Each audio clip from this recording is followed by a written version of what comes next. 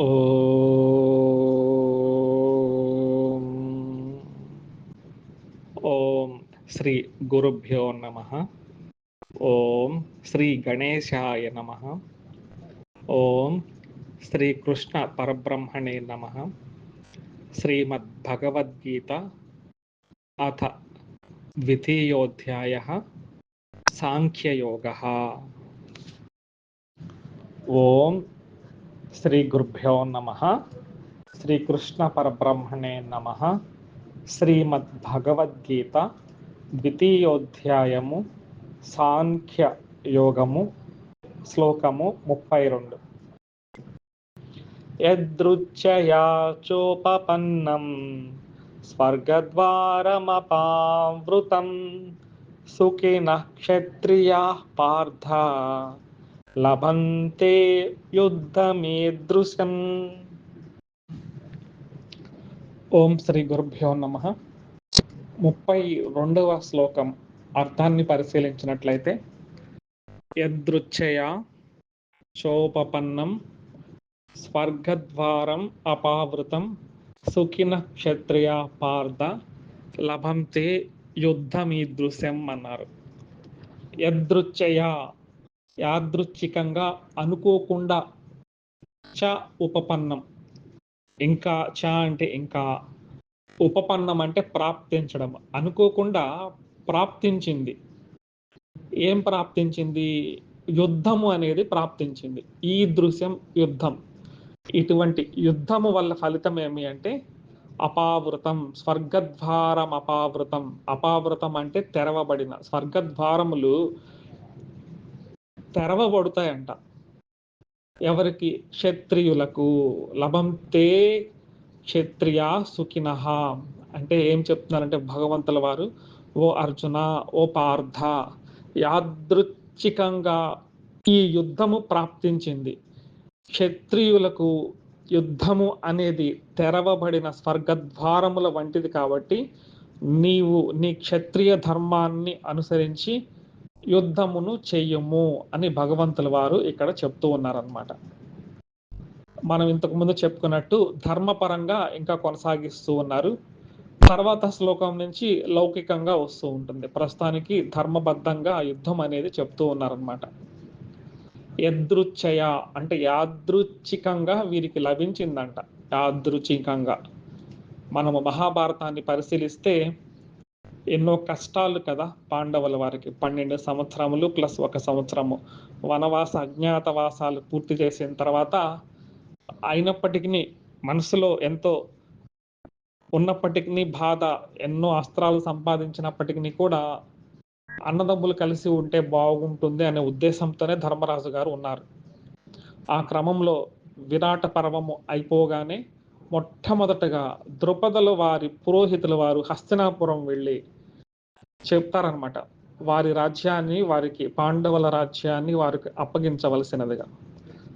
వారు ఒప్పుకోరనమాట. సరే, అటు పక్క నుంచి కౌరవుల పక్క నుంచి సంజయులు వారు వస్తారు. తర్వాత సంజయులు వారు వచ్చిన తర్వాత ఎవరి బాధలు ఒక్కొక్కరు విడివిడిగా కలిసి తమ మనసులో ఉండే బాధ చెప్పుకున్నప్పటికీ చివరిగా అన్నదమ్ములు కలిసి ఉంటే బాగుంటుంది అని కూడా చెప్తారు. అంటే శాంతిని కోరుకోవడం జరుగుతుంది.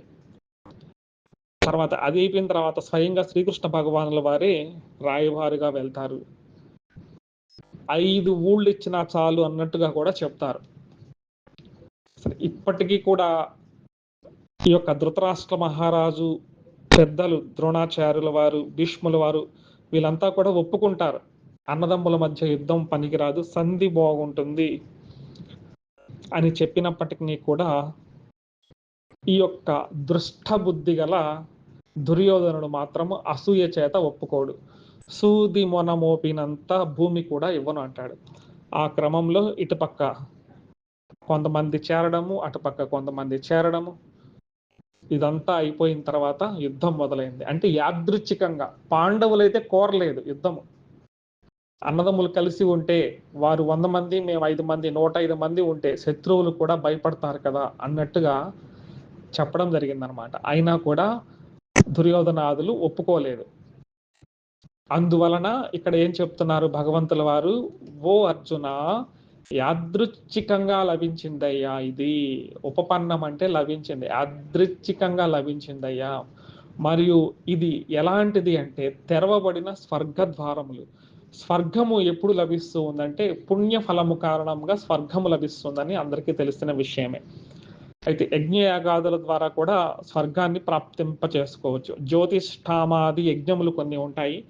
ఇది వేద పూర్వ భాగంలో కర్మకాండలు యజ్ఞయాగాదుల గురించి చెప్పబడి ఉన్నాయి. అందులో స్వర్గానికి వెళ్ళాలంటే ఎటువంటి యజ్ఞాలు చేస్తే స్వర్గానికి పోతారని చెప్పబడి ఉంటుంది. అలాగే కొన్ని రకాల పుణ్య కార్యాలు చేయడం ద్వారా స్వర్గానికి పోవచ్చు అనమాట. అంటే స్వర్గానికి పోవాలంటే పుణ్యము అనేది ఉండాలి. అంటే ఈ యొక్క యజ్ఞ కార్యములు చేసిన వారికి ఒక శక్తి పుడుతుందన్నమాట. లేదా పుణ్య కార్యములు చేసిన వారికి ఈ శక్తి పేరు అపూర్వము అని చెప్తారు. ఈ అపూర్వము ఒక బ్యాంక్ బ్యాలెన్స్ లాంటిది. వీరిని స్వర్గలోకాలకి తీసుకువెళ్తూ ఉంటుంది. అనేక రకాల ఆనందాలను అనుభవించేటట్టుగా చేస్తూ ఉంటుంది. ఎప్పుడైతే ఈ అపూర్వం అనేది కరిగిపోతుందో ఆ శక్తి తిరిగి మరలా భూమి లోకంలో పుడుతూ ఉంటారు. ఇది రాబోయే అధ్యాయాల్లో వస్తూ ఉంటుంది. అంటే స్వర్గానికి పోవాలంటే పుణ్యం కావాలి. అయితే ఇక్కడ హింసాత్మకమైన యుద్ధం కదా జరిగేది. యుద్ధము పుణ్యకార్యం ఎలా అవుతుంది అని ఆలోచిస్తే యుద్ధము డైరెక్ట్గా పుణ్యకార్యం కాదు, యుద్ధము ధర్మకార్యం అవుతుంది. యుద్ధము ధర్మకార్యం అవుతుంది. ధర్మము ద్వారా ఫలము ఏమవుతుంది? పుణ్యం వస్తుంది. తర్వాత ఈ పుణ్య ఫలం వల్ల స్వర్గం వస్తుంది. కాబట్టి క్షత్రియులు ఎవరైతే ఉంటారో తమ ధర్మాన్ని అనుసరించి యుద్ధంలో పాల్గొంటే, ఒకవేళ యుద్ధంలో కనుక మరణిస్తే వారికి స్వర్గద్వారములు డైరెక్ట్గా తెరవబడి ఉంటాయి. ఈ ధర్మ కార్యం వలన పుణ్యం వస్తుంది, పుణ్యం వలన స్వర్గ ప్రాప్తి లభిస్తుందనేసి భగవంతుల వారు చెప్తూ ఉన్నారనమాట. కాబట్టి క్షత్రియుడైన వారు తన స్వధర్మాన్ని చేయాలి అని చెప్తూ ఉన్నారు. అందుకే ఈ యొక్క వర్ణాశ్రమ ధర్మాలు అంటారు. వర్ణ ధర్మములు ఏమిటి, ఆశ్రమ ధర్మములు ఏంటి, ఈ రెండు కూడా తెలుసుకుని ఉండాలన్నమాట. ఇవి చక్కగా తెలుసుకుని ఉంటే ఏ వర్ణంలో ఏ ఆశ్రమంలో ఉండే వాళ్ళ ధర్మాలు చేయడం ద్వారా తమ స్వధర్మం ద్వారా ఉత్తమమైన స్థితిలోకి పోవచ్చు అనేసి చెప్తూ ఉంటారు. ఇక్కడ అర్జునుల వారికి రెండు ధర్మాలు ఉన్నాయి. ఒకటి గృహస్థాశ్రమ ధర్మము, ఒకటి రెండవది వర్ణ ధర్మము అంటే క్షత్రియ ధర్మము. రాజు అయిన వాడు శాంతి పరిపాలన కోసం తమ ధర్మయుద్ధము చేయాలి అనేసి ఒక నియమం ఉంది. కాబట్టి తమ బాధ్యతగా అర్జునుల వారు చేయాలని భగవంతుల వారు చెప్తూ ఉన్నారు. కాబట్టి ఇక్కడ ఏం చెప్తున్నారంటే భగవంతుల వారు, ఓ పార్థ, యాదృచ్ఛికంగా నీకు లభించింది అదృష్టము, ఇదంతా కూడా డైరెక్ట్ స్వర్గానికి పోయే మార్గము, నీవు నీ ధర్మం ప్రకారం యుద్ధం చేయి అంటున్నారు. ఇక్కడ పార్థ అని ఒక మాట సంబోధించారు. ఈ పార్థ అని సంబోధించడంలో ఇంకేదైనా అర్థం కూడా ఉందేమో అని పరిశీలిస్తే భగవద్గీతలో ఒక చమత్కారము, శ్లోకానికి తగ్గట్టుగా అర్థం మారిపోతూ ఉంటుంది. అదే మాట ఇంకొక శ్లోకంలో ఇంకొక రకంగా పనికొస్తుంది అనమాట. ఇది సందర్భాన్ని చూస్తే శ్రీకృష్ణ భగవానుల వారు హస్తినాపురం రాయభారం వెళ్ళినప్పుడు సంధి విఫలమైపోతూ ఉంటుంది. తిరిగి వచ్చే క్రమంలో మేనత్త అయిన అమ్మగారు, పాండవుల తల్లి గారు కుంతీదేవి గారిని దర్శించుకుంటారు. ఆ సందర్భంలో మాటామంతిలో అనేక మాటలు చెప్తారు కుంతి అమ్మగారు. అందులో ఒకానొక మాట చెప్తారు, ఏతద్ ధనంజయో వాచ్యో నిత్యోద్యుక్తో వృకోదరః యదర్థం క్షత్రియాసుతే తస్య కాలోయమాగతః, తస్య కాలోయమాగతః అంటారు. క్షత్రియ జనని, క్షత్రియుడిని కన్నా తల్లి ఒక సమయం కోసము ఎదురు చూస్తూ ఉంటుంది, తన బిడ్డ క్షత్రియత్వము నిరూపించుకోవాలి అని. అలాంటి సమయం ఆశయమైంది.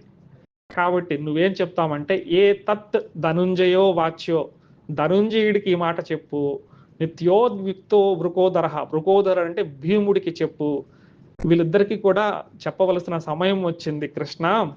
క్షత్రియ అయిన తల్లి రాజమాత ఏదైతే కోరుకుంటూ ఉంటుందో ఆ క్షత్రియత్వాన్ని ప్రదర్శించే సమయము, అంటే పోరాట పటిమను ప్రదర్శించే సమయం వచ్చింది, ధర్మయుద్ధానికి సమయం వచ్చింది.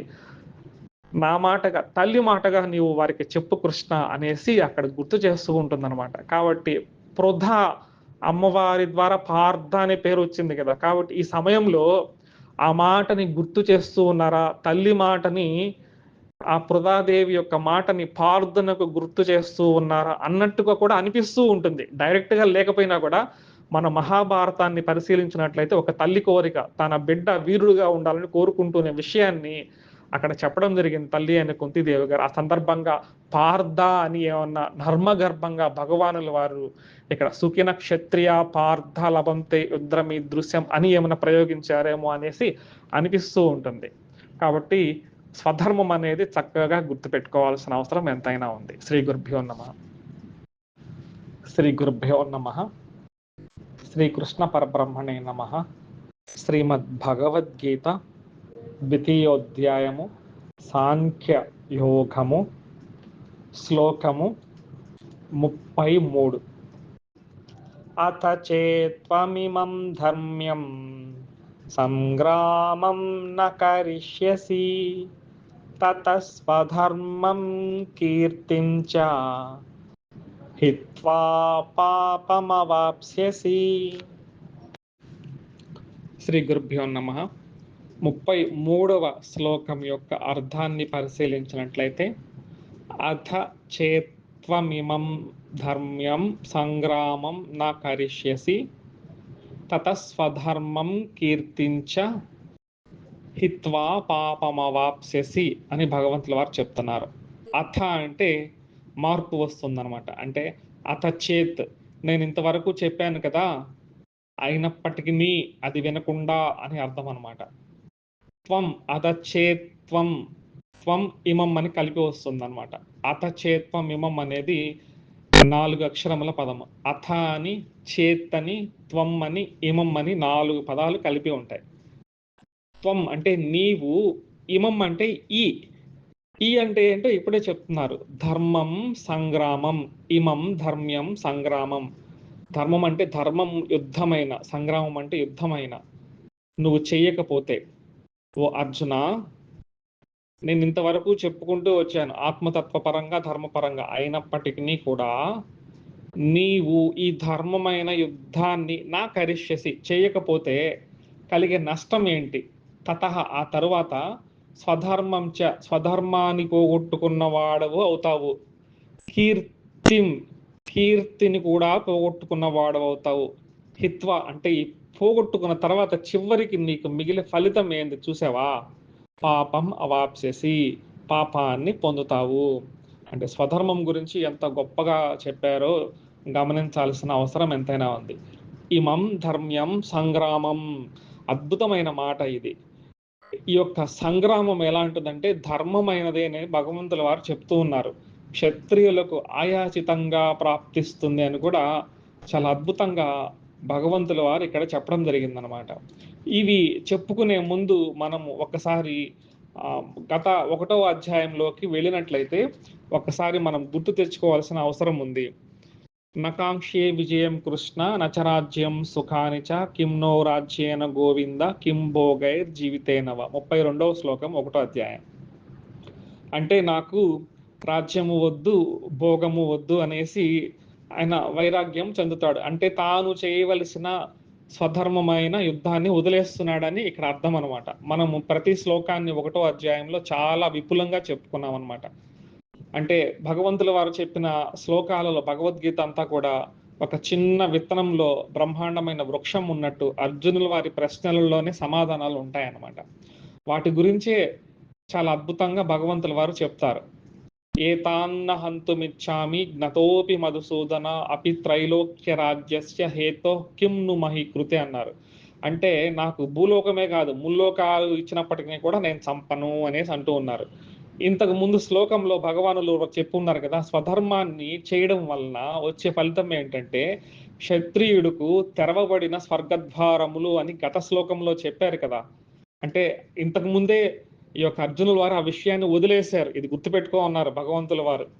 సరే, యుద్ధము చేయడం వల్ల స్వర్గం వస్తుందని భగవానుల వారు చెప్పారు, ధర్మశాస్త్రాలు చెప్తున్నాయి.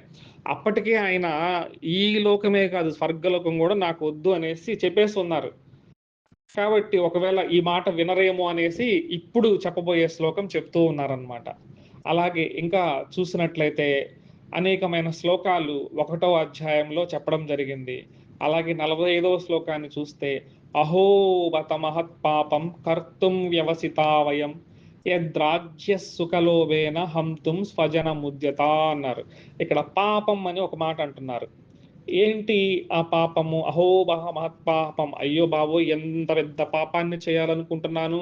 ఈ రాజ్య సుఖాలపై కాంక్షతో నా సొంత బంధువులు, స్వజనులు, నా యొక్క తాతలను, గురువులను, తండ్రులను, మేనమాములను, పుత్రులను, మనవలను వీరంతా నా నా నా వారు. వీరిని నేను చంపుతున్నాను.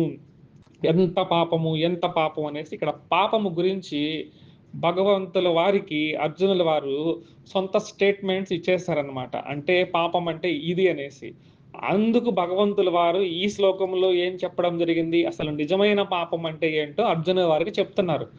అర్జునుల వారు ఒకటి అనుకున్నారు. ఆయన మోహభ్రాంతికి గురయ్యారు కాబట్టి, రాగ శోకములు వచ్చాయి కాబట్టి, తద్వారా బుద్ధి భ్రమ చెందింది కాబట్టి, అర్జునుల వారికి ధర్మ సూత్రాలు తెలిసినప్పటికీ ఆ సమయంలో అధర్మాన్ని ధర్మంగా అనుకుంటూ ఉన్నారు. కాబట్టి నిజమైన పాపం ఏంటి అని ఇక్కడ చెప్తూ ఉన్నారు. ఏంటిది? ఇమం ధర్మ్యం సంగ్రామం.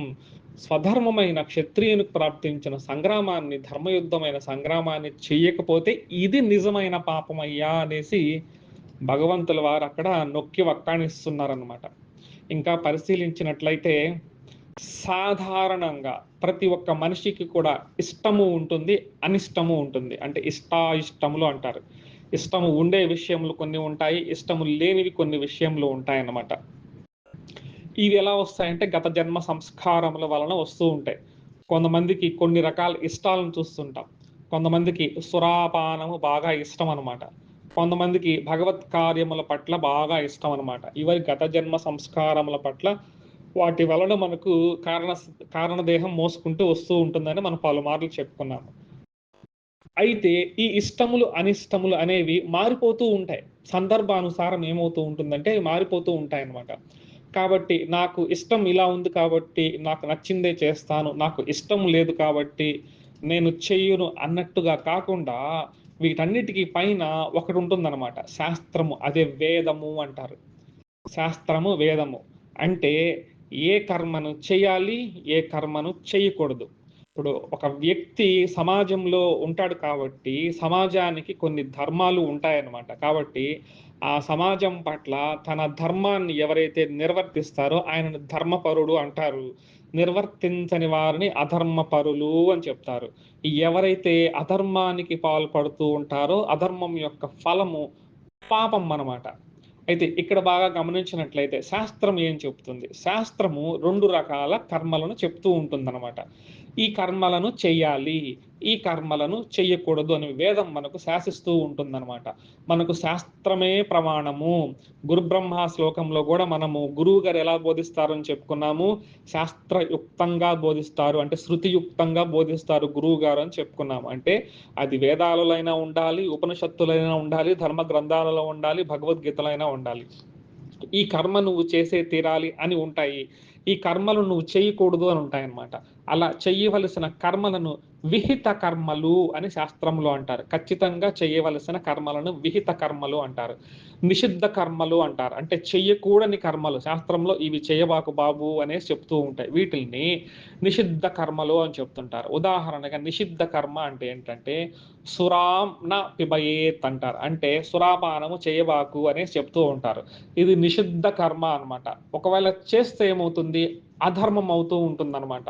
కాబట్టి ఇలా విహిత కర్మలు ఉంటాయి. విహిత కర్మలు అంటే మనకు తైత్తిరీయోపనిషత్తులో ఏం చెప్తుంది? మాతృదేవో భవ, పితృదేవో భవ, ఆచార్య దేవో భవ అని ఉంటాయి. అలాగే గృహస్థుకి పంచయజ్ఞములు కూడా ఉంటాయి. అంటే చేయవలసిన కర్మలు కొన్ని ఉంటాయి, చేయకూడని కర్మలు కొన్ని ఉంటాయి. సరే, ఇప్పుడు పాపం అంటే ఏంటో చూద్దాం. పాపం అంటే 2 రకాలుగా ఇక్కడ చెప్పుకోవాలి. చెయ్యవలసిన కర్మలను వదిలేసామనుకోండి, ఇది పాపము, అధర్మము. ఎవరికైతే శాస్త్రాలలో ఈ కర్మలను నువ్వు చెయ్యాలి బాబు అని ధర్మశాస్త్రం చెప్తూ ఉంటుందో, వేదము చెప్తూ ఉంటుందో, ఆ కర్మలను వదిలేస్తే ఇది అధర్మము, అది పాపము. ఇది ఒక రకంగా. ఇంకొకటి వేదం ఏం చెప్తుంది? ఈ కర్మను నువ్వు చెయ్యొద్దు బాబు అని చెప్పిందనుకోండి, చెయ్యకూడని కర్మలను చేస్తే ఏమవుతుందంటే అది కూడా అధర్మము. కాబట్టి ఇక్కడ 2 విషయాలు చెప్పుకోవాలి. విహిత కర్మలు, నిషిద్ధ కర్మలు. విహిత కర్మలను చేయాలి, ఒకవేళ చేయకపోతే అధర్మం వస్తుంది. అలాగే నిషిద్ధ కర్మలను చేయకూడదు, ఒకవేళ చేస్తే అధర్మం కలుగుతుంది. ఈ అధర్మం వలన ఏమి జరుగుతుంది అంటే భగవంతుల వారు ఏమన్నారు ఇక్కడ? పాపం అవాప్స్యసి, నీకు పాపం వస్తుంది అని భగవంతుల వారు చక్కగా ఇక్కడ చెప్తూ ఉన్నారనమాట. కాబట్టి యుద్ధము ఇప్పుడు క్షత్రియుడి యొక్క ధర్మం ఏంటి? యుద్ధం అనమాట. అది ఎలాంటిది? ధర్మ యుద్ధం. ఒకవేళ అర్జునుల వారి యుద్ధాన్ని నేను చెయ్యను అని ఇంతకుముందు చెప్పినట్టుగా 1వ అధ్యాయంలో అలా అనుకున్నారనుకోండి, ఏమవుతుంది? అధర్మం అవుతుంది. అందుకు భగవంతుల వారి సమాధానం ఏం చెప్పారు? ఈ శ్లోకములో 33లో ఇమం ధర్మ్యం సంగ్రామం. ఈ సంగ్రామం ఎలాంటిది అంటే ధర్మము అని చెప్తూ ఉన్నారు. కాబట్టి క్షత్రియుడికి స్వధర్మము ఏమిటి అని పలుమార్లు భగవంతుల వారు చెప్పారు. మరలా కూడా చెప్తున్నారు. క్షత్రియుడికి స్వధర్మం ఏంటంటే ధర్మపరమైన యుద్ధము చేయవలసిన పరిస్థితుల్లో అధర్మాన్ని రూపుమాపి ప్రజలను చక్కగా పరిపాలించి శాంతి భద్రతలను నెలకొల్పాల్సిన బాధ్యత ఈ యొక్క క్షత్రియుడికి ఉంటుందన్నమాట. ధర్మశాస్త్రము ఏం చెప్తుందంటే నిర్జిత్య పరసైన్యాన్ని క్షితం ధర్మేణ పాలయేత్ అంటుందన్నమాట. భూపతి ఎవరైతే ఉంటారో ధర్మాన్ని రక్షించవలసిన బాధ్యత భూపతికి క్షత్రియుడికి ఉంటుంది. కాబట్టి ఇది కర్తవ్యము, ఇది వదలకూడదు అనేసి చెప్తూ ఉంటుందన్నమాట. ఇంకా ఏం చెప్తుందంటే యాజ్ఞవల్క్య ఉపనిషత్తులో ఒకటి ఉంటుంది, యాజ్ఞవల్క స్మృతి అంటారు. రాజా సుకృతమాదత్తే హతానాం విపలాయినం అంటుందన్నమాట. ఎవరైతే యుద్ధ భూమిలో నుంచి రాజు భయపడి లేదా ఏదైనా కారణం అనుకోండి పారిపోతారో ఆ యొక్క పారిపోయిన అతని పుణ్యం అంతా కూడా ఎదురుగా నిలిచి ఉన్న రాజులకు వచ్చేస్తుంది అనమాట. ఇది శాస్త్రం చెప్తుంది. రాజా సుకృతం ఆదత్తే అంటే రాజులు పొందుతారు. ఎలా పొందుతారంటే ఎవరైతే విపలాయనం చిత్తగిస్తారో యుద్ధంలో నుంచి వారి యొక్క పుణ్యమంతా ఈయనకి వస్తుంది, రాజుకి. యుద్ధంలో నిలిచి ఉన్న రాజుకు వస్తుంది, పారిపోయే వ్యక్తికి పాపం వస్తుంది అనేసి యాజ్ఞవల్క స్మృతి లాంటి గ్రంథాలలో కూడా చెప్పుంటాయన్నమాట. అలాగే ఇక్కడ చూస్తే ధర్మ యుద్ధాన్ని ఇక్కడ సంకల్పించారు. అర్జునుల వారు ఏమంటున్నారు? నాకు ఏ యుద్ధము వద్దు, నాకు ఏ లోక రాజ్యము వద్దు అని తన స్వధర్మమైన యుద్ధాన్ని మరిచిపోయి నేను చేయను అంటున్నాడు. క్షత్రియుడికి అధర్మమైన భిక్షా వృత్తిని నేను చేస్తానని చెప్తున్నారు. రెండు కూడా తప్పే కదా. ఆ రెండు తప్పు అని భగవంతుల వారు ఇక్కడ చక్కగా చెప్తూ ఉన్నారు. కాబట్టి ప్రతి శ్లోకము కూడా భగవద్గీత చాలా అద్భుతంగా ఉంటుందన్నమాట. అలాగే సరే, నువ్వు స్వధర్మము వదిలేసావు కాబట్టి పాపాన్ని అంటగట్టుకుంటావు, సరే కీర్తి కూడా పోతుంది కదా. కీర్తి ఇక్కడ చూడండి, ఒక వ్యక్తి సమాజంలో 100 మంచి పనులు చేశాడు అనుకోండి, దాన ధర్మాలు చేస్తారు, చాలా పేదవారికి కూడా ఆపత్ సమయంలో ఆదుకుంటూ ఉంటాడు అనుకోండి, 100 ధర్మ కార్యాలు చేశాడు అనుకోండి, తెలుసో తెలియక ఒక పాప కార్యం చేశాడు అనుకోండి, చేయకూడని కర్మే చేశారు, ఏమంటారు ప్రజలు? అమ్మ ఈయన ఎంత ఉందా ఈయన లోపల మనస్సు, ఇన్ని రోజులు ఏదో మంచివాడు అనుకుంటూ ఉన్నాము, ఈ మంచితనం వెనకాల ఎంత దుర్మార్గుడా అంటామే. కానీ ఒక్క తప్పు చేసినప్పటికీ అది తెలిసి చేశాడో తెలియకుండా చేశాడో తప్పు తప్పే కదా. 100 మంచి పనులు చేస్తే ఎవరైనా గుర్తు పెట్టుకుంటారా? గుర్తు పెట్టుకోరు కదా. ఒక చెడ్డ పనే చేయకూడని పని చేశాడు కాబట్టి అతన్ని దుర్మార్గంగా అనుకుంటారనమాట. ఇప్పుడు అర్జునుల వారికి ఒక పేరు ఉంది, విజయుడు అని. ఆయన ప్రతి యుద్ధంలో కూడా విజయాన్ని పొందుతూ వచ్చారు. ఇప్పుడు ఈయనేమంటున్నాడు? స్వధర్మమైన యుద్ధాన్ని నేను వదిలేస్తాను అంటున్నాడు. అహో మహత్ పాపం అంటున్నాడు. ఇది పాపం అనుకుంటున్నాడు. ఒకవేళ యుద్ధంలో నుంచి విరమించుకుంటే ఇంతవరకు పొగిడిన ప్రపంచమంతా, ఈ దేశమే కాదు, భూమండలమే కాదు, ఇంద్రలోకంలో కూడా ఆయనకు పేరుందనమాట. అసలు కైలాసంలో కూడా పేరుంది. అంటే అన్ని లోకాలలో కూడా అర్జునుల వారు అంటే యుద్ధంలో నిలబడ్డాడంటే ఖచ్చితంగా విజయాన్ని పొందుతాడు అని ఒక పేరు ఉందన్నమాట. ఇప్పుడు ఏమైపోతుంది? ఆ పేరు మొత్తం కూడా తుడిచిపెట్టుకుపోతుంది, అపఖ్యాతిని పొందుతావు అని భగవంతుల వారు చెప్తున్నారు. కాబట్టి ఈ శ్లోకంలో భగవంతుల వారు ఏం చెప్పదలిచారు? నీ స్వధర్మమైన సంగ్రహాన్ని వదిలేస్తే, స్వధర్మాన్ని వదిలేసిన పాపం ఒకటి, కీర్తి కూడా పోతుంది అనేసి అంటున్నారనమాట.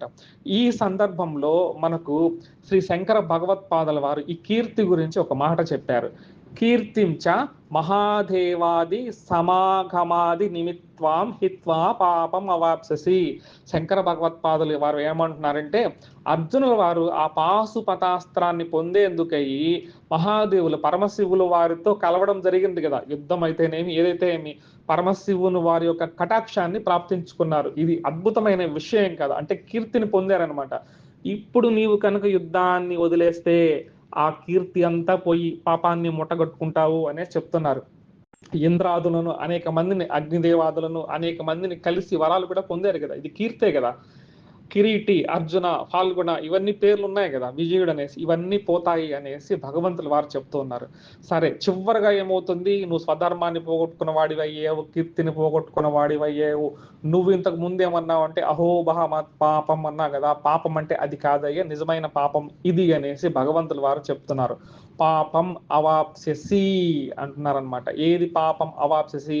క్షత్రియుడు యుద్ధము చేయవలెను. ఇది స్వధర్మము. ఈ స్వధర్మాన్ని వదిలేస్తే పాపము కలుగుతుంది అనేసి చక్కగా భగవంతుల వారు అనేక కోణాలలో నుంచి ఇంతవరకు కూడా ఆత్మతత్వంలో నుంచి దేహాదులు ఏవి ఆత్మతత్వము కానివి అంటే ఆత్మ అనాత్మ అనేసి చెప్పుకుంటూ వచ్చారు. అలాగే ధర్మపరంగా చెప్పుకుంటూ వచ్చారు. అర్జునుల వారి మనసులో ఉండే భావాలను ఏదైతే అధర్మాన్ని ధర్మంగాను, ధర్మాన్ని అధర్మంగాను చెప్పుకుంటూ వచ్చారో అవన్నీ కూడా ఖండిస్తూ భగవంతుల వారు ఉన్న విషయాన్ని చక్కగా అనేకమైన ప్రమాణాలతో చెప్తూ ఉన్నారనమాట. కాబట్టి స్వధర్మం అనేది ఎంత గొప్పదో గుర్తుపెట్టుకోవాలి. చివరగా భగవంతుల వారు ఏమంటున్నారు? ఇమం ధర్మం సంగ్రామం. ఈ సంగ్రామం అనేది ధర్మము. కాబట్టి నువ్వు చేసే తీరవలెను. చెయ్యకపోతే నువ్వు పాపాన్ని మూట కట్టుకుంటావు అనేసి చక్కగా ఇక్కడ చెప్పడం జరిగిందనమాట. కాబట్టి ఈ శ్లోక భావాన్ని చక్కగా గుర్తుపెట్టుకోవాలి.